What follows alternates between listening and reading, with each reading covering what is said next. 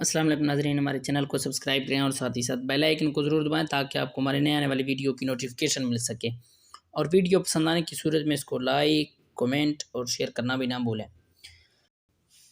اگر میں قبیلے کا سردار ہوں تو میں کسی کو ایسا جرم بخشوں گا نہیں جو تم نے کیا ہے، ابو سفیان نے کہا۔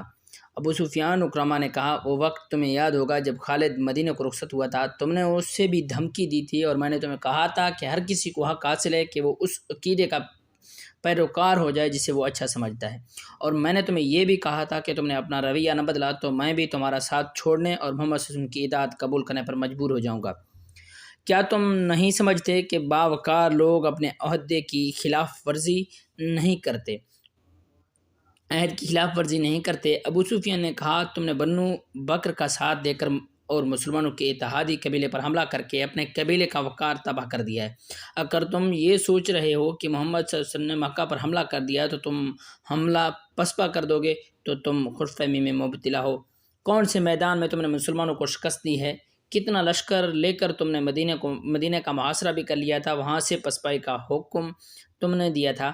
صفوان نے کہا، تم نے ہار مان لی تھی۔ میں تم جیسے ضدی اور کوہتا بین آدمی کے پیچھے پورے قبیلے کو ذلیل و خوار نہیں کروں گا۔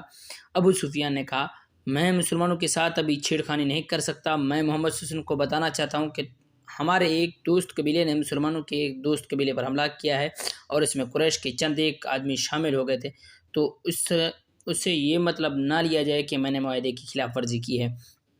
میں محمد صلی اللہ علیہ وآلہ وسلم کو بتاؤں گا کہ قبیلہ قریش حدیبیہ کے معاہدے پر قائم ہے، اور وہ اکرامہ اور صفوان کو وہیں کھڑا چھوڑ کر وہاں سے چلا گیا۔ ابو سفیان اسی روز مدینہ کو روانہ ہو گیا۔ اہل مکہ حیران تھے کہ ابو سفیان اپنے دشمن کے پاس چلا گیا ہے۔ اس کے خلاف آوازیں اٹھنے لگیں۔ اس کی بیوی ہند پکارتی پھر رہی تھی کہ مدینہ پہنچ کر ابو سفیان نے جس دروازے پر دستک دی وہ اس کی اپنی بیٹی ام حبیبیہ کا گھر تھا۔ دروازہ کھولا، بیٹی نے اپنے باپ کو دیکھا تو بیٹی کے چہرے پر مسرت کی بجائے بے رخی کا تاثر آ گیا۔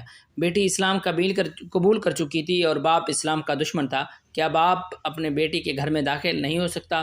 ابو سفیان نے ام حبیبیہ رضی اللہ عنہ سے پوچھا۔ اگر باپ وہ سچا مذہب قبول کر لے جو اس کی بیٹی نے قبول کیا ہے تو بیٹی باپ کی راہ میں آنکھیں بچھائے گی، ام حبیبیہ نے کہا۔ بیٹی ابو سفیان نے کہا، میں پریشانی کے عالم میں آیا ہوں، میں دوستی کا پیغام لے کر آیا ہوں، بیٹی کیا کر سکتی ہے؟ ام حبیبیہ نے کہا، آپ رسول کریم صلی اللہ علیہ وسلم کے پاس جائیں۔ بیٹی کی اس بے رخی پر ابو سفیان سٹپا اٹھا اور وہ رسول کریم صلی اللہ علیہ وسلم کے گھر کی طرف چل پڑا۔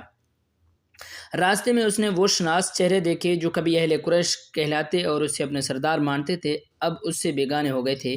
وہ اسے چپ چاپ دیکھ رہے تھے اور ان کا دشمن تھا۔ اس نے ان کے خلاف لڑائیاں لڑی تھی۔ احد کی جنگ میں ابو سفیان کی بیوی ہند نے مسلمانوں کی لاشوں کے پیٹ چاک کیے اور ان کے کان اور ناکیں کاٹ کر ان کا ہار بنایا اور اپنے گلے میں ڈالا تھا۔ ابو سفیان اہل مدینہ کے گھورتی ہوئی نظروں سے گزرتا ہوا رسول کریم صلی اللہ علیہ وآلہ وسلم کے ہاں پہنچا۔ اس نے ہاتھ بڑھایا، رسول کریم سے اس نے مصافحہ کیا، لیکن آپ سے ان کی بے رخی نمایاں تھی۔ رسول کریم صلی اللہ علیہ وآلہ وسلم کو اطلاع مل چکی تھی کہ بنو بکر نے اہل قریش کی مدد سے حذیہ پر حملہ کیا ہے۔ آپ صلی اللہ علیہ وآلہ وسلم اہل قریش کو فریب کار سمجھ رہے تھے۔ ایسے دشمن کا آپ سے ان کے پاس ایک ہی علاج تھا کہ فوج کشی کرو تاکہ وہ یہ نہ سمجھے کہ ہم کمزور ہیں۔ حمان کے ساتھ ایسا سلوک نہیں کیا کرتے کہ اس کی بات بھی نہ سنیں۔ میں دوستی کا پیغام لے کر آیا ہوں۔ اگر محمد صلی اللہ علیہ وآلہ وسلم نے، جو اللہ کے رسول صلی اللہ علیہ وسلم ہیں، تمہاری بات نہیں سنی تو ہم تمہاری کسی بات کا جواب نہیں دے سکتے۔ ابو بکر نے کہا، ہم اس مہمان کی بات سنا کرتے ہیں جو ہماری بات سنتا ہے۔ ابو سفیان، کیا تم نے محمد صلی اللہ علیہ وآلہ وسلم کی بات سنی ہے کہ وہ اللہ کا بھیجا ہوا رسول ہے؟ کیا تم نے اللہ کے رسول صلی اللہ علیہ وسلم کی یہ بات نہیں سنی تھی کہ اللہ ایک ہے اور اس کے سوا کوئی معبود نہیں؟ سنی تھی تو تم رسول کریم صلی اللہ علیہ وآلہ وسلم کے دشمن کیوں ہو گئے تھے؟ کیا تم میری کوئی مدد نہیں کرو گے؟ ابو سفیان نے التجا کی۔ نہیں، ابو بکر نے کہا، ہم اپنے رسول کریم صلی اللہ علیہ وآلہ وسلم کے حکم کے پابند ہیں۔ ابو سفیان مایوسی کے عالم میں سر جھکائے ہوئے چلا گیا اور کسی سے حضرت عمر رضی اللہ عنہ کا گھر پوچھ کر ان کے سامنے جا بیٹھا۔ اسلام کے سب سے بڑے دشمن کو مدینے میں دیکھ کر مجھے حیرت ہوئی۔ عمر نے کہا، خدا کی قسم تم اسلام قبول کرنے والوں میں سے نہیں۔ ابو سفیان نے عمر کو مدینے میں آنے کا مقصد بتایا، اور یہ بھی کہ رسول کریم صلی اللہ علیہ وآلہ وسلم نے اس کے ساتھ بات تک نہیں کی، اور ابو بکر نے بھی اس کی مدد نہیں کی۔ میرے پاس اگر چیونٹیوں جیسی کمزور فوج بھی ہو تو بھی تمہارے خلاف لڑوں گا۔ عمر نے کہا، تم میرے نہیں، میرے رسول اللہ صلی اللہ علیہ وآلہ وسلم اور میرے مذہب کے دشمن ہو۔ میرا رویہ وہی ہوگا جو اللہ کے رسول صلی اللہ علیہ وآلہ وسلم کا ہے۔ ابو سفیان فاطمہ رضی اللہ عنہ سے ملا، حضرت علی سے ملا، لیکن کسی نے بھی اس کی بات نہ سنی۔ وہ ماجوس اور نامراد مدینے سے نکلا۔ اس کے گھوڑے کی چال اب وہ نہیں تھی جو مدینے کی طرف آتے وقت تھی۔ گھوڑے کا بھی جیسے سر جھکا ہوا تھا۔ وہ مکہ کو جا رہا تھا۔ رسول کریم صلی اللہ علیہ وآلہ وسلم نے اس کے جانے کے بعد ان الفاظ میں حکم دیا کہ مکہ پر حملہ کے لیے زیادہ سے زیادہ تعداد میں فوج تیار کی جائے۔ آپ صلی اللہ علیہ وسلم کے حکم میں خاص طور پر شامل تھا کہ جنگی تیاری اتنی بڑے پیمانے کی ہو کہ مکہ والوں کو فیصلہ کن شکست دے کر قریش کو ہمیشہ کے لیے تہدے کر لیا جائے۔ اس کے علاوہ حضور کریم صلی اللہ علیہ وآلہ وسلم نے فرمایا کہ کوچ بہت تیز ہوگا اور اسے ایسا خفیہ رکھا جائے گا کہ مکہ والوں کو بے خبری میں دبوچ لیا جائے، یا تو مکہ کے قریب اتنی تیزی سے پہنچا جائے کہ قریش کو مہلت ہی نہ مل سکے کہ وہ اپنی اتحادی قبائل کو مدد کے لیے بلا سکے۔ مدینے میں مسلمانوں نے راتوں کو بہت سونا چھوڑ دیا۔ جدھر دیکھو تیر تیار ہو رہے تھے۔ تیروں سے بھری ہوئی ترکشوں کے انبار لگتے جا رہے تھے۔ برجیاں بڑھ رہی تھیں، گھوڑے اور اونٹ تیار ہو رہے تھے، تلواریں تیز ہو رہی تھیں، عورتیں اور بچے بھی جنگی تیاریوں میں مصروف تھے۔ رسول کریم صلی اللہ علیہ وآلہ وسلم اور صحابہ کرام بھاگتے دوڑتے نظر آتے تھے۔ مدینے میں ایک گھر تھا جس کے اندر کوئی اور ہی سرگرمی تھی۔ وہ غیر مسلم گھرانہ تھا۔ وہاں ایک اجنبی آیا بیٹھا تھا۔ گھر میں ایک بوڑھا تھا، ایک ادھیڑ عمر آدمی، ایک جوان لڑکی، ایک ادھیڑ عمر عورت اور 2-3 بچے تھے۔ میں مسلمانوں کے ارادے دیکھ آیا ہوں، اجنبی نے کہا۔ ان کا ارادہ ہے کہ مکہ والوں کو بے خبری میں جا لیں۔ بلا شک و شبہ محمد صلی اللہ علیہ وسلم جنگی چالوں کا ماہر ہے۔ اس نے جو کہا وہ کر کے دکھائے گا۔ ہم کیا کر سکتے ہیں؟ بوڑھے نے پوچھا۔ میرے بزرگ اجنبی نے کہا، ہم اور کچھ نہیں کر سکتے، لیکن ہم مکہ والوں کو خبردار کر سکتے ہیں کہ تیار رہو اور ادھر ادھر کے قبیلوں کو اپنے ساتھ ملا لو، اور مکہ کے راستے میں کہیں گھات لگا کر مسلمانوں پر ٹوٹ پڑو۔ مکہ پہنچنے تک ان پر شب خوں مارتے رہو۔ مسلمان جب مکہ پہنچیں گے تو ان کا دم خم ٹوٹ چکا ہوگا۔ قسم اس کی جس سے میں پوجتا ہوں، بوڑھے نے جوشیلی آواز میں کہا، تم عقل والے ہو، تم خدا یہودا کے سچے پجاری ہو۔ خدا یہودا نے تمہیں عقل و دانش عطا کی ہے، کیا تم مکہ نہیں جا سکتے؟ نہیں، اجنبی نے کہا۔ مسلمان ہر غیر مسلم کو شک کی نگاہ سے دیکھ رہے ہیں۔ یہ جانتے ہیں کہ میں یہودی ہوں، وہ مجھ پر شک کریں گے۔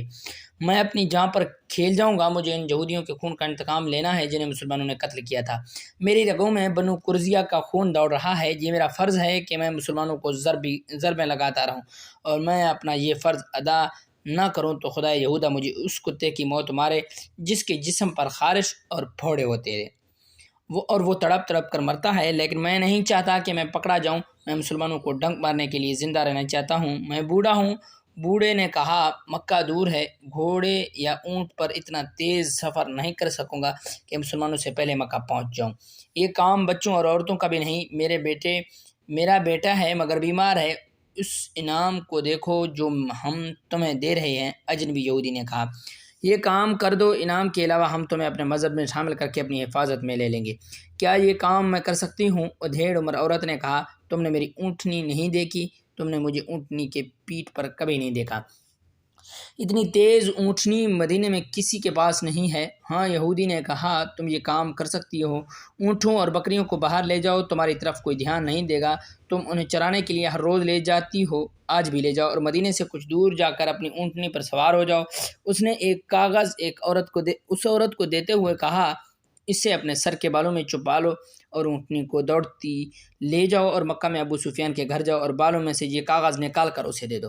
لاؤ عورت کاغذ لیتے ہوئے کہا، میرا انعام میرے دوسرے ہاتھ پر رکھ دو اور اس یقین کے ساتھ کہ میرے گھر سے جاؤ کہ مسلمان مکہ سے واپس آئیں گے تو ان کی تعداد آدھی بھی نہیں ہوگی اور ان کے سر جھکے ہوئے ہوں گے اور شکست ان کے چہروں پر لکھی ہوئی ہوگی۔ یہودی نے سونے کے 3 ٹکڑے عورت کو دیے اور بولا کہ یہ اس انعام کا نصف حصہ ہے جو ہم تمہیں اس وقت دیں گے، تم یہ پیغام ابو سفیان کے ہاتھ میں دے کر واپس آ جاؤ گی۔ اگر میں نے کام کر دیا اور زندہ واپس نہ آ سکی تو باقی